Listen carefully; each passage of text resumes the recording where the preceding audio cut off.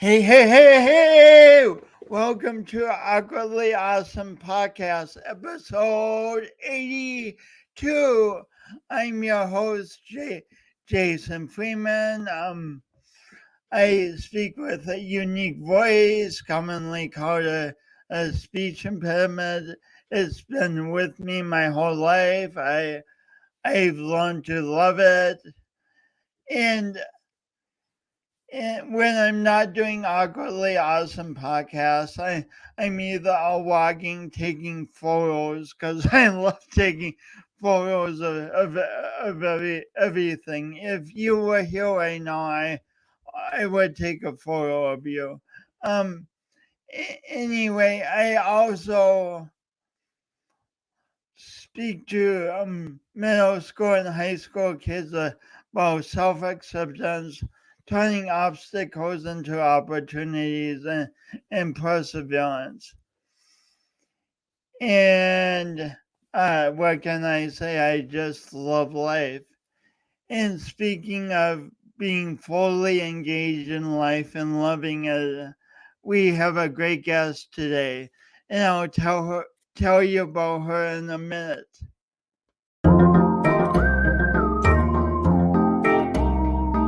Today's guest, Jenn Hazing.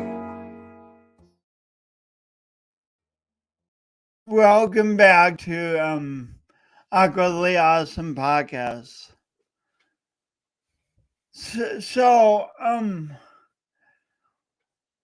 What so many things intrigue me about Jen's story, but there are so many challenges in the world.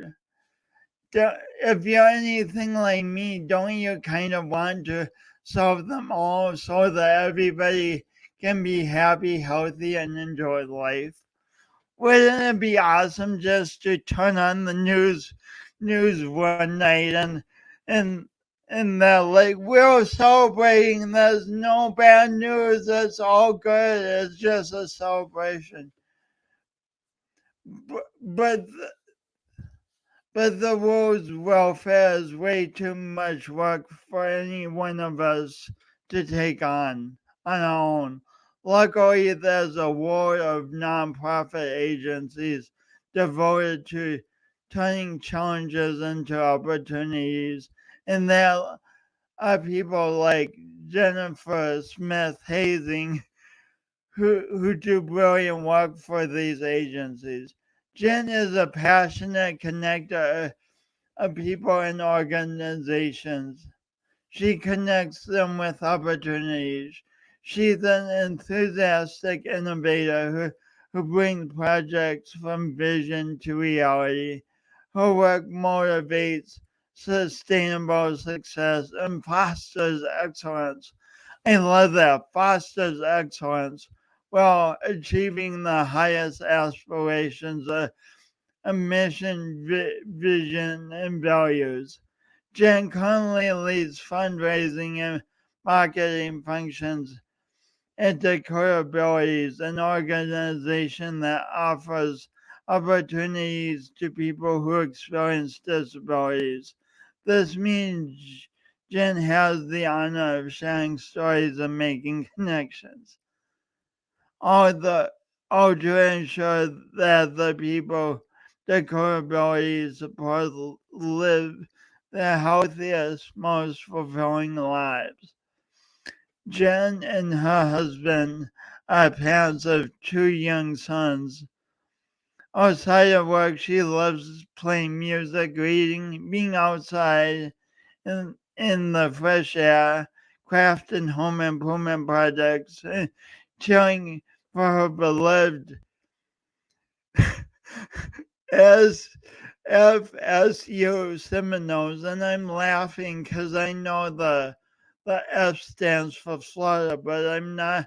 Florida State, Alaska. I don't know. Please welcome Jenn. Please welcome. Hey! Hi! Hey, I got to take our picture. You're the picture guy, but I'm going to do it right now. Yay! Awesome. So, as FSU Florida State University? That's it. Florida State University, Tallahassee, Florida. Oh, wow, that was easier to figure out than I thought. You know, it used to be, here's a fun fact for the day. Before it was Florida State University, it was the Florida State College for Women. And it was women's school until after the Second World War. And then when all of the GIs were coming home from the Second World War, the University of Florida in Gainesville couldn't accept all those students. And so men started going to Florida State College for Women, and it became Florida State University.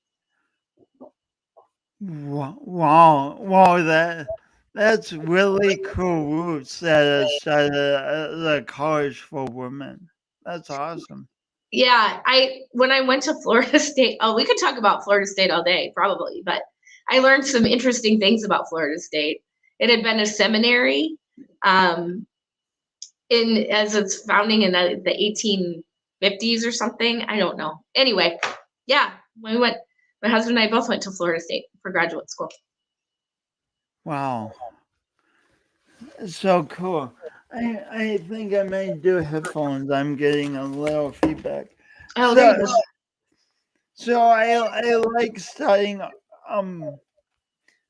early on in life. What did you want to do when you grew up?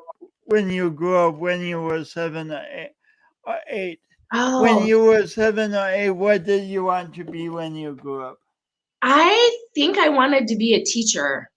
I had a really great elementary music teacher named Barb Kleiss, and Mrs. Kleiss was amazing. She had the coolest, like her big thing. Well, there was an amazing Christmas program, first of all. And my aunt would always send me a fun dress. So you got to wear cool costumes. And Mrs. Kleiss also had a pretty cool Halloween, I don't know, music celebration, I guess. And she would have jack-o'-lanterns and the spiderweb stuff from the ceiling and all of that. And it was so fun. So I always thought I was going to be a music teacher. Sweet. So tell me about what impact has music had on your life? Oh my gosh, where do I start? I grew up in a musical family, I guess you could say. My mom and dad played music. We were constantly listening to music. They had a side hustle, I guess you'd call it now, called Gentle Persuasion. And they played dance jobs. So my dad would play keyboards and my mom would play drums. And speaking of costumes, someone would sew for them these like amazing polyester knit matching outfits. Oh And my gosh. I know, my mom's would be like a jumpsuit because she had to haul her drums in and out and stuff. And my dad would have a matching shirt. So my parents played music. My dad's dad played music. He had a dance band in the 50s. Both of my grandpas played in bands in the Second World War. Wow. And so, yeah, and before that, my dad's dad, my grandpa Jimmy, his mom taught piano and taught him to perform. And they were performing even in the Great Depression in like in the 30s. So that's where it starts for my family. And so there was always just a lot of musical encouragement. And so I went to college. I thought I was going to, really, Jason, seriously, I thought I was going to be a band director my whole life. I'm like a high school band director. And I think I owe a huge part of who I am to all those musical experiences, playing in high school band.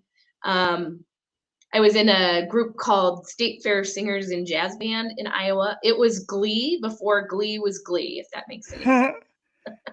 And I played in the band, and we accompanied like 20 singer dancers who would do this show. And I met all these amazing friends, many of whom I'm still in touch with.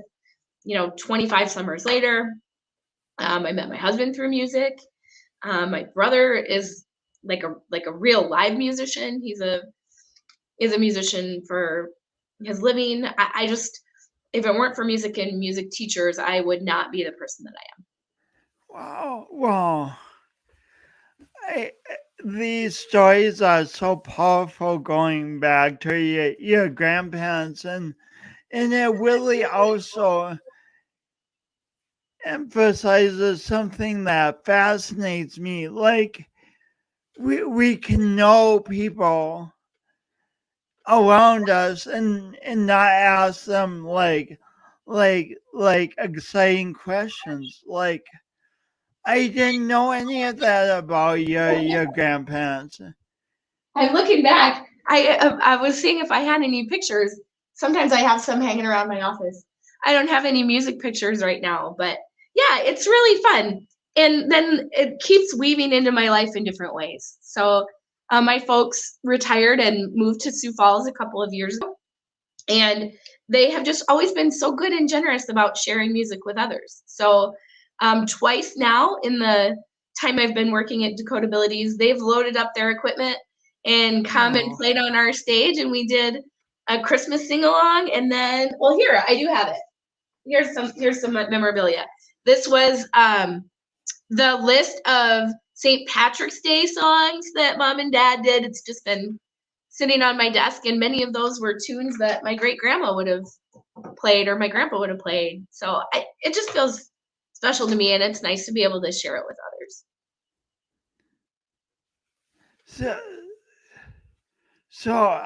I definitely want to know the next time they come to DakotAbilities. I'll tell you Sounds for sure. amazing. It's fun.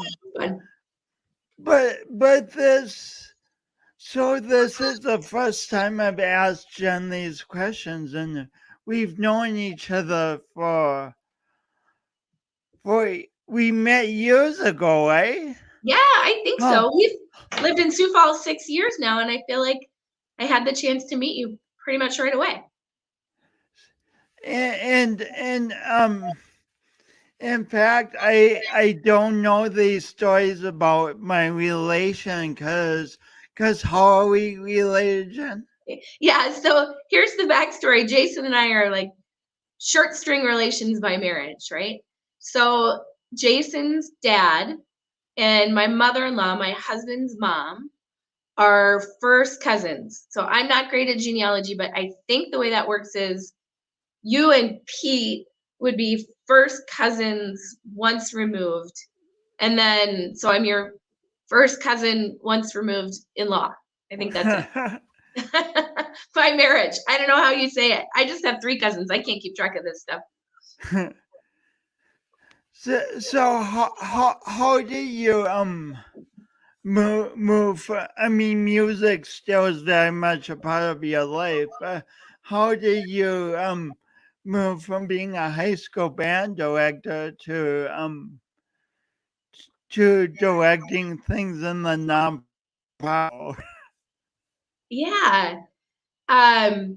So I mentioned the Glee, the State Fair Singers and Jazz Band organization. It was an outreach program that Luther College, the college in Decorah, Iowa, where I did my bachelor's degree, they had this music program, and I think it served to do some recruiting for the college.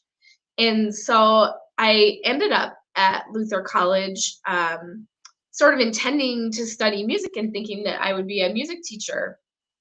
And somewhere along the way, after I had been a part of that State Fair Singers and Jazz Band program, then I had the chance to be on the staff. And my mom says she couldn't remember when I came home and said, well, Mom, did you realize there's jobs like coordinating all of that activity? That's a job that you can have. I think I would like to do that. So that I must have been maybe a junior or senior in college. And at that time, sort of figuring out what was going to happen next, kind of all wrapped up in there is getting married and going to start our adult lives together. And Pete, my husband, wanted to go to school at Florida State. And Florida State had a nonprofit arts administration graduate program.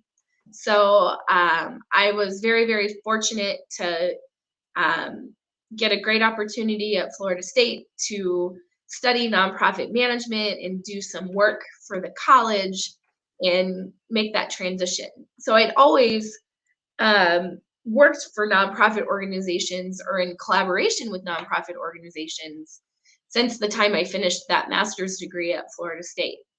And until a couple of years ago, the pandemic messes with all of our time, doesn't it? I'm trying to think when. In 2019, I guess, I took a job outside of arts and culture for the first time, sort of a human services organization, and then subsequently came to work over here at DakotAbilities. But the awesome thing about DakotAbilities, which is a nonprofit all about providing opportunities for people with disabilities, is arts is a huge part of what we do here and the way we support people. Wow. Yeah, so it's still big. So DakotAbilities like ties your love for music and the arts with your love for the nonprofit world. And Yeah, and for people, I think. I mean, I was visiting with a friend of mine yesterday about being on your podcast, Jason, and she was kind of helping me see that a lot of what I love about all the jobs I've been lucky enough to have is that they're mostly about building community. And so sometimes, the arts is a part of that, building that community at DakotAbilities. how would you describe the community at DakotAbilities and the different people in that community? Yeah. DakotAbilities is what's called a community support provider. So I know you have people tuning in from all over. If you Google community support provider and then your town's name, Sioux Falls, where we are, or San Diego, or wherever, you'd kind of figure out what's out there in your community. And in South Dakota, there are 20 organizations. I know Jason, because you've been in this field before too.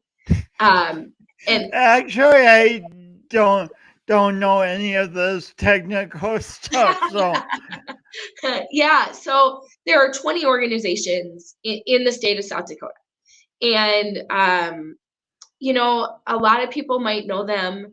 For a long time, sometimes they were called vocational training centers or vocational centers, and things evolve over time. So our name has become DakotAbilities, and we support people in a couple of different ways. We offer residential support, so we have 13 group homes throughout Sioux Falls and 2 apartment settings where we support people living at home. And then in the daytime, we have our Longfellow Day Center. So about 100 adults will come here in the daytime to be supported with activity and to be supported with meals and all the services you need to have a successful day.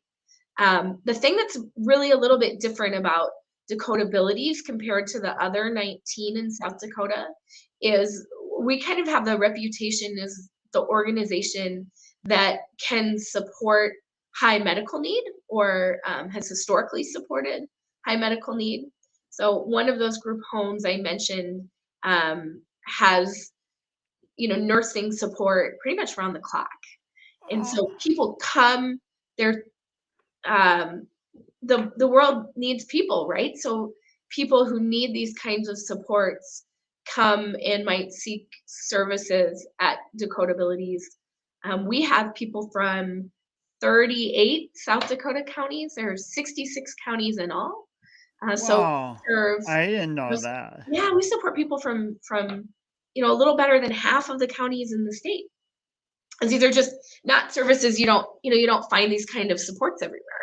So what that means is I always answer questions the long way around, don't I? What that means is there's a lot of different people here. About half of the people we support are verbal communicators, like you and I are right now. Now the other 50%, those people are communicating just in different ways. So, yes or no answers. There's some looking over at my wall. There's a photo of a gentleman hanging in my office. he has this amazing Vox machine, I think it's called. And when he gazes at the screen, it at certain words or characters, depending on the system, that machine can voice the thoughts based on his eye gaze. That's pretty amazing technology. So the machine is Yeah, matching. yeah. And we have He's controlling it with his eyes. correct. If you thought you had Wow. superpowers, get a load of that, right? Wow. And there's people here who, about half of the people we support, use wheelchairs or other assistive technology for mobility. You know, some of those are controlled also by eye gaze. It's amazing. So there's a ton of different people here, and it's fun getting to know people, getting to know their stories, getting to know them a little bit. It's no 2 days are alike, as you can imagine, and everybody's different, and we get to celebrate that and celebrate what people can do. So we see opportunities here in between the people we support and the 225 or so people on our team, in our community, which is really supportive of this work. It's just a empowering place to be, where people are working on becoming their very best selves every day.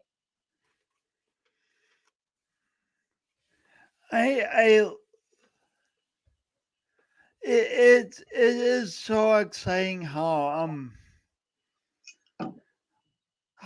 opportunities for people like me who experience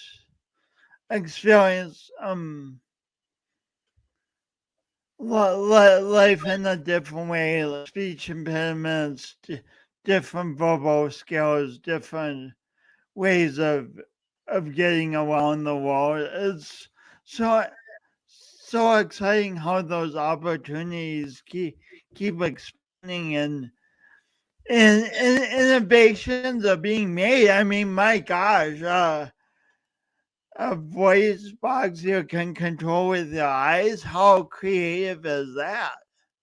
Pretty innovative, right? And there's I was Yeah. mentioning the art stuff. I'm gonna have another Ricola. Sorry, it's allergy season. Um, I'll blow my nose. okay, there you go. Our Imperfect best. Shout out to allergies. So a couple times a year we have plays here at Longfellow. Have you ever been to see one? I don't know if you've seen one. Not yet. I need Okay. to come. You should. It's really cool. And you see a lot of that innovation and technology in the plays. So, I mean, imagine the people I've just described, right? And our direct support professionals, they're oftentimes in the production, people right alongside the people we're supporting, assisting with lines. Sometimes the lines are delivered like with an iPad that have been voiced over, and the person supported is maybe like pushing a button that cues the line. I mean, it's amazing to watch and exciting, especially to see family members come and support their loved one or friends, and those innovations make it all possible. What I mean, when as humans are confronted with new things, we often have misconceptions because the things are new. Like if I heard my voice, if I heard someone else speaking with my voice, I may have automatic notions of what the voice means. So, what are some common misconceptions you hear from people you talk to about Mhm. the people who work at DakotAbilities and live in the homes? Yeah. Well, the one thing that comes to mind right away is that a couple of things.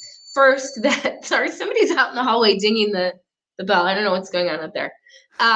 There's a like a hotel bell right up front, and when somebody's delivering the mailbag or something, it's often ringing. So something fun is happening out there.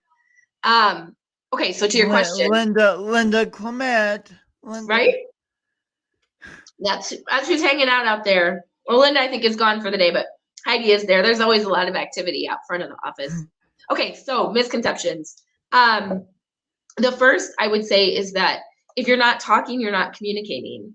That is in the people at DakotAbilities, the people supported here really, really demonstrate that is, that is as false as it gets. Everybody's communicating. Behavior is communication, right? And it has been amazing to kind of find myself slowing down and taking the time to truly communicate. That has been a really enriching thing for me in my life, I guess. So I could give an example of that. Yeah, please. Sure. So over the weekend, my mom and dad took my kids to the circus, right? I thought I was going to the circus, but I think maybe I wasn't invited in the end, but that's okay. So my mom and dad took the kids to the circus, which was great.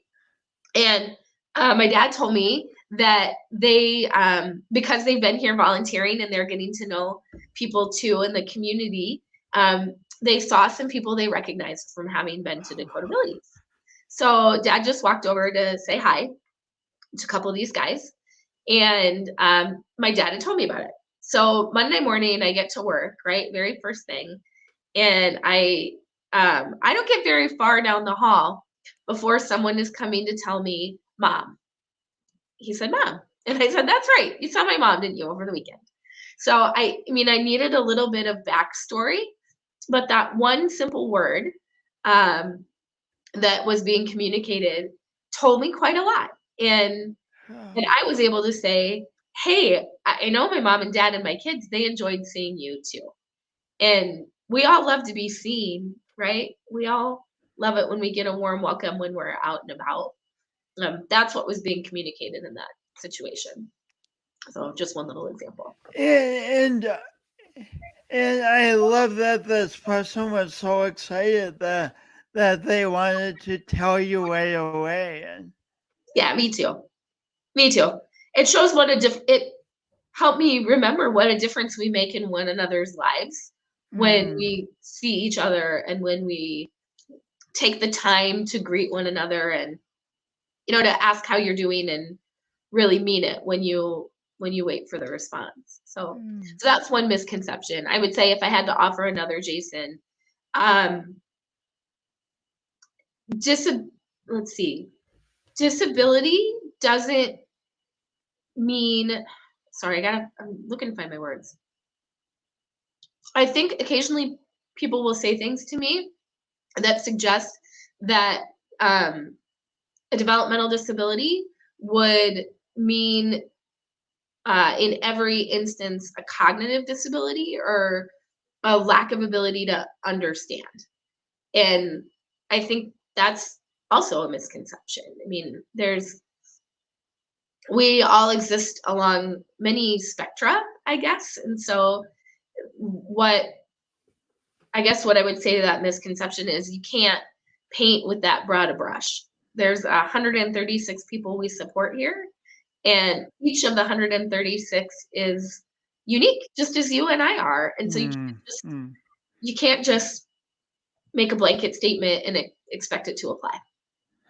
So they each like unique things, have unique goals, and have just unique lives, huh? Right? Yeah, I think that's exactly it. Just as we all do. These are neighbors and people in our community who have things they love and hobbies and maybe things they don't love and goals and dreams and aspirations. And sure, there's different abilities in many different ways, but at the end of the day, we're all unique.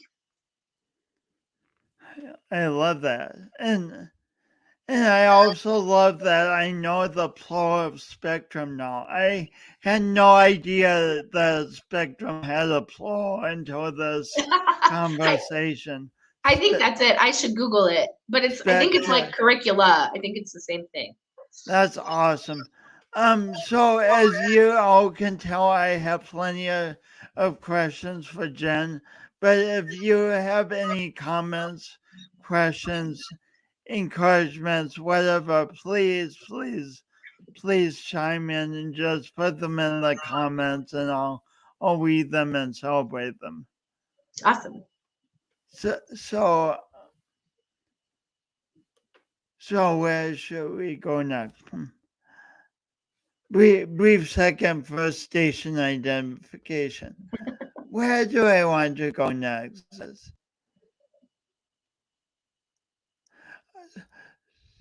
So you've been at DakotAbilities how long? Not long. I joined the team in October. So I don't know, what is that, 6 months or so, I guess. I feel like I've been here forever. So what have you learned about life from working at? I mean, you already said a few things, but what are some other things you've learned about life from working at DakotAbilities that you didn't know before you took this job, I love this it. position? Boy.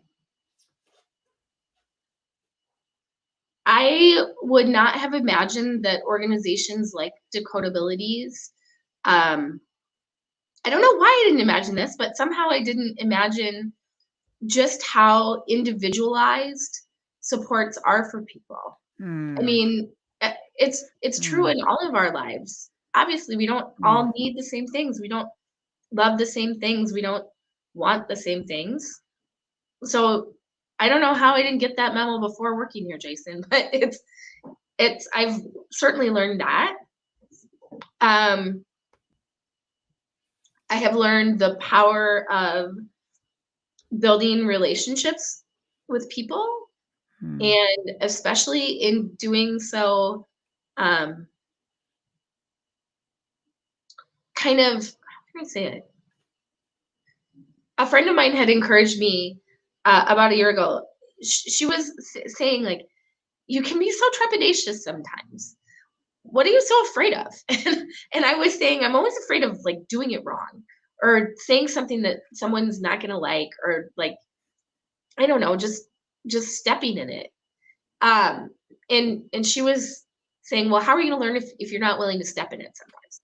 So that has been, DakotAbilities has been great for that too, to kind of just go where, like, it's awkward sometimes, right? Or you're not quite sure what to ask or how to ask it, or what to say. But I've learned, if you just kind of preface with, well, look, I'm curious about this, and this is kind of my thought. How can you educate me? So that level of curiosity has been really productive. Well, and I love that gentle way of you describe asking questions. Well, I'm curious about, and just sounds like a gentle way of addressing topics that are important. Yeah, I know. I'm sure I don't get it right all the time, but I don't know. I'm feeling more comfortable with, if I don't get it right the first time, just backing up and saying, you know what, let me try that again. This is what I'm trying to figure out, or this is my question, or this is what I want to tell you, or this is what I'm trying to learn. Yeah, that's been good. Changing subjects a bit. Speaking of trepidatious, a lot of us people, me included, get trepidatious about asking people for money. And that's like a core part of this position for you, and in a number, and there was the livestock museum, and too, right? Yeah, And definitely. so how have you always, does that just come naturally for you, or was that something you did to become more comfortable with asking people for support for the organizations? Do you know the number one reason why people give money to a cause? Do you have a guess? Because because they went to the circus and they're inspired. Yeah, it's even simpler than that. It's because someone asked them. That's the number one reason people will give money is because someone asked. Mm. So here's I'm put on my fundraiser hat and share some fundraiser stuff. Yeah, please. I mean, most of us Yeah, like so get it's envelopes in the mail and stuff, but we don't know the behind the scenes. We don't yeah. know the rest of So the this story. We the make assumptions. sure. So the first thing to know is people give because they're asked, and they give because they care about something. So I think often um, we can talk ourselves into the idea that when you're asking someone for money, you're twisting their arm or asking them to do something they don't want to do. And you have to remind yourself that people, they care deeply about any number of things. And when you ask them, what you're really presenting is an opportunity for them to get involved and to make a difference in something they care about. And so if that doesn't come naturally to you, you can practice it. And I can tell you, I saw some of the bigger conversations I've been a part of in my life. I've definitely sat in the parking lot either by myself or with a volunteer and like practice the words coming out of my mouth in terms of what you're going to ask for, so that Like you literally say what you're going to say. Yep. Yeah. Whether you're asking for $50 or $50,000, um yeah, you can practice it and then get comfortable. You can get comfortable with it. And I also think um you're matching people with opportunity, right? That's the whole thing. You're giving people a chance to support something they care about. And so when you get to know people and you get to know what they care about, like you were mentioning the stockyards example and some of that fundraising that I had the pleasure of doing, a lot of those people were connected to the Sioux Falls stockyards and their families were generations deep in that. And so that's part of the life and part of how you build it. But whatever it is, you kind of get to know people, you know what they care about, and then you're just offering them the opportunity to get involved in this way. So you don't approach people and right away ask them, will you donate? No, as fundraisers, we don't. And none of this, I have recently, I don't have it behind me. I have a new fundraising credential. So I passed the test about being a certified fundraising executive, which Yeah, thank congratulations. you. Yeah, it's an important thing because when you're asking someone to trust you with their resources, you want to demonstrate that you have the knowledge and the ethical character to do it right and to do it justice. So the way you prepare for that credential is you learn a bunch of stuff. So being a fundraiser is like anything else. It's a skill set, and it's not magic. Um, it's something you can learn. So in the fundraising school I had the chance to take some classes here in South Dakota from the Lilly School of Philanthropy it's a big mouthful of words. It's here. IUPUI. Indiana University, Purdue University, Indianapolis. There it is. So they came to South, I know. They came to South Dakota and taught all these classes. And, one of the big kind of foundational things is you're getting to know people and you're understanding what their values are. And then as you deepen that relationship, then you're, well positioned to understand what they want, what they care about, and how at your organization that care might make a difference in how you accomplish your mission. So say I'm a billionaire. Completely fictitious scenario. Say I'm a billionaire and you're going to ask me about donating $10 million to DakotAbilities. Would you get on the phone and say, "Hi, Jason, will you donate $10 million to DakotAbilities?"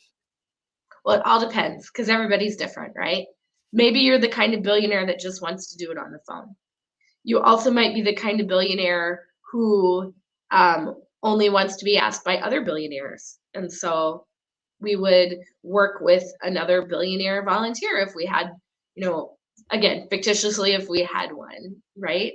Um, Maybe you have a family foundation and you create like a grant structure so that you can structure your giving that way. Um, just like the people we support at DakotAbilities, everybody's different. Every donor is different too, and every donor is important. The donors who are giving $5 or $10 from their paycheck, or $5 or $10 a month. That's like a Starbucks coffee. If that's what you can give, that's every bit as valuable and important as that billionaire who's going to make $1 million investment.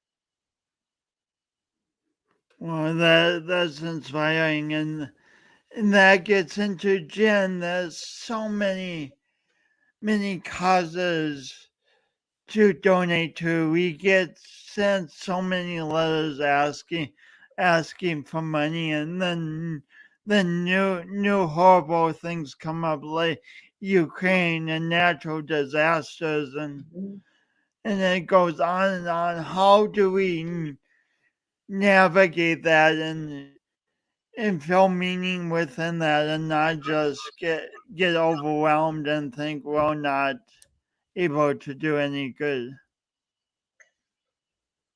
Couple things. First, I would think about, your passion and what you value, and what ways do you want to make a difference in the world. So if you know those things, you're better equipped to answer those questions and to know what's a fit for you. Cheers. To know what's a fit for you and what's not. And it can, Cheers. yeah, it can shift over time, right? So what's important to you this year very likely may also be important to you next year, but it's possible that it changes. So knowing what your values are, I don't know. I find myself like personally guided by this idea of connecting people and opportunities. I've said it a bunch of times, right? I mean, it's kind of my personal mission statement in life is that. And I know what my personal values are too. I value creativity, and I value connectedness, and I value purpose, and I value learning. And so when I'm doing my personal, not $1 billion giving, I kind of frame it up that way. Is it attached to one of those things? And if it doesn't, then it's pretty easy to just say no.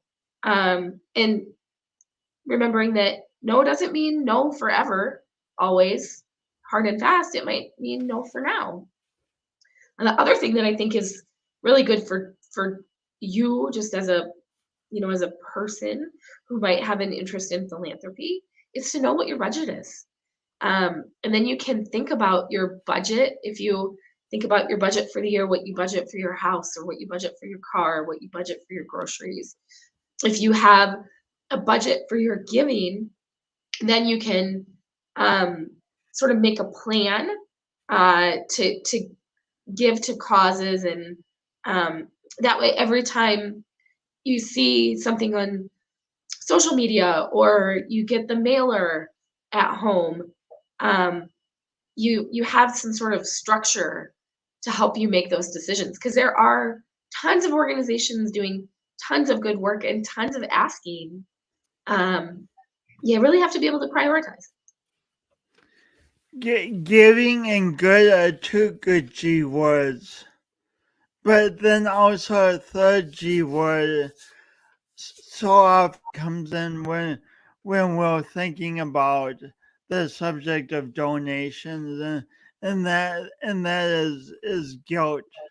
Like Mm, like yeah, just feeling guilty about not doing enough and not having enough to give, and all those feelings. how can we deal with stuff like that? Hmm. Well, I guess for me, it would be thinking about how am I getting how am I going to get engaged?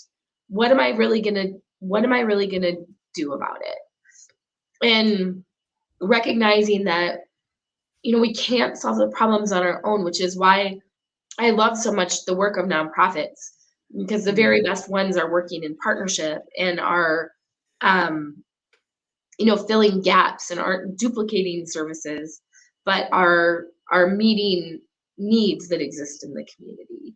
So if you think about how you can get plugged in to some of that in the most efficient way, um, then I guess I would hope that you would find that you could replace that sense of guilt with this sense of purpose in what you're going to do about it.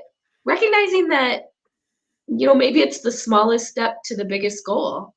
It and some people are huge, big, visionary thinkers, and other people are really tactical and can see those steps. And thinking about how all that locks together, I think is really important to giving purpose and establishing giving from a place of opportunity and engagement rather than guilty giving.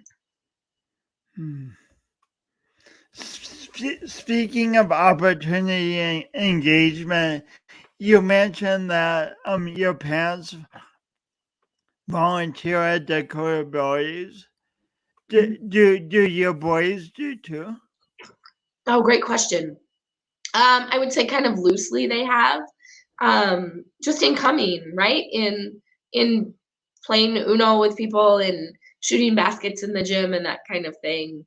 I haven't done anything really structured with them here yet, but yeah, just getting them engaged and seeing other people, I think is cool. So right now you have 3 generations of your family You know, engaged with DakotAbilities. that's pretty awesome. I got it here. Yeah, Let me tell you this fun little story. Where's Sam? Okay, here's Sam. Well, that's Sam and Grant. Sam is the littler one in the front. And we had a Giving Tuesday activity, Tuesday after Thanksgiving last year. And I was broadcasting a video from home at the end of the day. And I used Uno cards because there are people here who love to play Uno and a volunteer who comes to play Uno like every Thursday morning or something. So I used the Uno cards to show numerically how much we had raised. And then how fun is it that? was fun. That's And awesome. my 7-year-old is holding the iPad, right, while I give the update. And so then, like all good fundraisers, you need a call to action at the end. So I said, we are looking for $10 donors so that we can buy 10 new packs of Uno to have at Longfellow Center and at our home. And so I put out the challenge. And then we stopped the video and turned off the iPad and sat down to dinner together. And little Sam said, "Hey, Mom, I would like to be one of the ones to give $10." Mm-hmm. So I don't know. I just thought that was really cool. He didn't feel guilty. He just felt like this was something he could do. So it gives you the opportunity to be empowered when you're getting people engaged in the giving. I just got goosebumps when you said Sam said that. How neat for him to experience being able to be like, hey, they need Uno cards. I can do that. I can help with that. I think kids are awesome at that. I'm sorry to interrupt you. You think kids are awesome at that?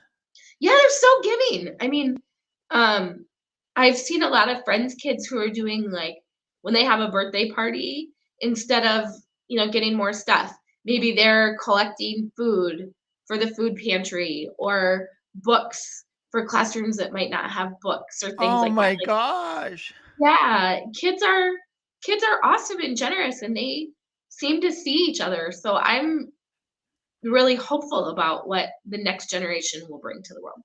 Oh, That's so that's so good to hear. That's so inspiring. Yeah. And another thing that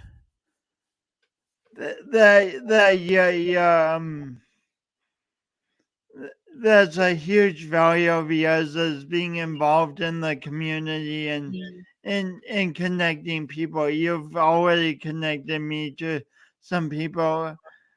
Could you talk? Thank you. Could you talk a bit about the power of community involvement and what you love about that? Oh yeah, sure. Um, so I grew up in a town of 1,000. I don't think you've walked as far south as Marcus, Iowa yet. It's not quite on your route. No, no, not yet. Yeah, it's south of Orange City, so it's about 100 miles from Sioux Falls. And my experience growing up in a town of 1,000 people is that it takes all the hands on the deck to make it work, right? And the same is true in a bigger community too. But I don't know, as a kid, I guess I just was involved and I watched my mom and dad be involved in different ways and my grandparents and, whether that's church or school or whatever, um, just being involved kind of with the idea that the world belongs to those who show up, um, Hmm. sort of been in the back of my mind. So I have done a lot of volunteering with the chamber in Sioux Falls, which I love. And thank you for your chamber membership, by the way. The chamber is fun. It is fun. I guess to me the value proposition on the chamber is that it's kind of this. The chamber CEO here, Jeff Griffin, was describing it as like the intersection, right, where business and community, and in some cases government, kind of where all these things come together. And so it has been a really great place to meet people in a community where I was, new or still feel new, um, and to get other people to see the value in working together. Because even we've been talking about different some and the way we celebrate that. Even if we're different, we're stronger when we're together and working together. Um, so I love volunteering for the chamber because that's a chance to share that message. I would so use a business, community, government, and I would add to it. I would definitely add friendship because the more we get involved, it's just natural that friendships form and so many good opportunities. I would agree. I mean, um, I'm about as extroverted as they come, and even sometimes networking can be hard, right? You kind of I need a strategy, and um, but the more I go, the more people I find that I know, and the more I can introduce other people and make those connections, and that's really satisfying. Um, and I just continue to see the way that our community is connected, and that each organization or each person brings something unique, and yeah, we get to celebrate that in a friendly way. That's that's I say this a lot, but it is so powerful and so fun.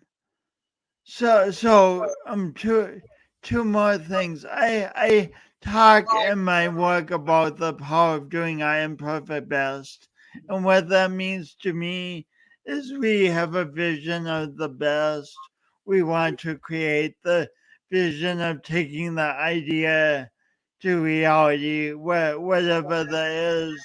And then when mistakes and obstacles and struggles come up, instead of using them as reasons to say, no, I'm not, as a sign, I'm not going to do that. We learn from those things and go on forward. What Jen, what does doing your imperfect best mean to you? Mm. I would say that to me, your imperfect best means you can be effective and impactful, um, even if it's not exactly the way you might envision it in a perfect world. Mm. Because life is constantly happening, right? Things there are things we get right and things that we get wrong. Um, but if we're approaching situations from our imperfect best and truly have authentic intentions about the vision, um, then we can kind of, well, I know you're a yoga guy. You can make the shape of it and see what happens, and then Oh, make the nice. shape of it better the next time. Nice. Nice. It's a great visual. Make the shape of it and make it better next time. And then, speaking of imperfect best, next Wednesday from 3 p.m. Central to 6 p.m. Central, I'm doing a speech impediment-a-thon where I'm going to be talking for 3 hours. I mean, I'll be taking questions and comments, but basically I'll be talking for 3 hours straight. I've never done this before. I don't know if I can do it, but I'm going to do my imperfect best at it. And as part of this, I'm going to be raising money for Ukraine somehow. I'm going to find a well accredited organization and just raise money through them. So, do you have any tips on the raising money part? Well, just remember to ask and have it align with your values. And in the case of what you're doing, you're asking people, I would guess that probably you'll make a donation, Jason. So then you're asking other people to join you, and be Hmm. a part of that journey. I love what you're saying about, um, finding a reputable charity. Um, that's probably really smart, and there are some really good ones out there. So just ask and be clear about why you're doing that, and invite people to be a part of it and share that passion for doing good in the world, especially when there are people who are really really suffering, right? Yeah, unfortunately. Yeah. Well, thanks so much to you, my second cousin once removed in law, for Awesome. being on Awkwardly Awesome podcast. This has been awkwardly awesome. Thank you for having me. I've had a great time. Lots to think about in this conversation today. Cool. I appreciate it. Yeah, lots of great stuff, and thanks so much for your time. And You bet. Thank you. dude, I love this part of the week so much. Oh yeah, I always learn a lot, and hope you do too. And speaking of learning, I encourage you to the people who are around you every day who you think I know about that person, I know about this person. I encourage you to challenge yourself to ask them new questions. Life is complex. Everyone's complex. Ask just find new questions, find out things you don't know, and as you ask people interesting questions, they'll be more inclined to ask you interesting questions. And and who doesn't want to have conversations that are more interesting and that are more fun? I guess sometimes we don't, but often we do. So with that thought, please join me next week for the speech impediment-a-thon. Come not only to cheer me on, but to, I mean, there's all types of things that we think, oh, I couldn't do that. And so many of them are just because we've never done the thing before. So I hope the speech impediment-a-thon will inspire all of us, including me. Thank you.